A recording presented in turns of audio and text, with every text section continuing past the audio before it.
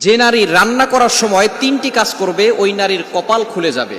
আল্লাহ পাক রব্বুল আলামিন ওই নারীকে সম্পদশালী বানিয়ে দিবেন। আল্লাহ পাক রব্বুল আলামিন ওই নারীর ঘরে বরকত নাজিল করবেন।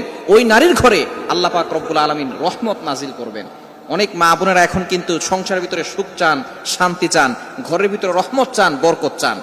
বিশেষ করে যে সমস্ত নারীরা সংসারে বরকত চান তারা কিন্তু অবশ্যই এই তিনটি কাজ করবেন। দেখবেন আপনার ঘরের ভিতরে শান্তি আসবে এবং আপনার রান্না সুস্বাদু হবে এবং আপনার রান্না যারা খাবে তারাই আপনার প্রশংসা করবে। আমরা অনেকেই কিন্তু নিজের প্রশংসা শুনতে চাই এবং অনেকেই আমরা ঘরের ভিতরে বরকত চাই, রহমত চাই। এজন্য আমরা এই তিনটি কাজ করব। নাম্বার ওয়ান, এক নাম্বার হচ্ছে আপনি যখনই রান্নাঘরে প্রবেশ করবেন তখন আপনি সালাম দিবেন। মনে রাখবেন রান্নাঘরে কিন্তু চুলা আছে।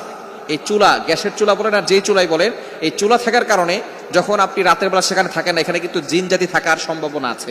এই জন্য যখনই আপনি রান্নাঘরে ঢুকবেন তখনই সর্বপ্রথম এক নাম্বার কাজ করবেন, সালাম দিবেন, আসসালামু আলাইকুম ওয়া রাহমাতুল্লাহ। কেউ থাকুক আর না থাকুক, ঘরে যখনই প্রবেশ করবেন, যদি ঘরে কেউ না